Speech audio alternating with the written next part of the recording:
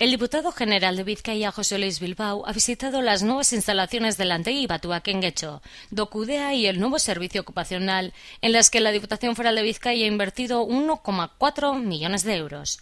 Docudea es un centro de excelencia en gestión documental que ha abierto la organización dedicada a la generación de oportunidades laborales para personas con discapacidad en Vizcaya. Este proyecto ha puesto al alcance de empresas e instituciones soluciones de valor añadido para la gestión documental y sus archivos. Además, el centro ha generado 31 empleos, 22 de ellos ocupados por personas con discapacidad. Tanto Docudea como el nuevo servicio ocupacional, donde podrán trabajar 100 personas con discapacidad intelectual, se ubican en el nuevo centro del Antegi Batuak en el barrio de Andramari de Getxo.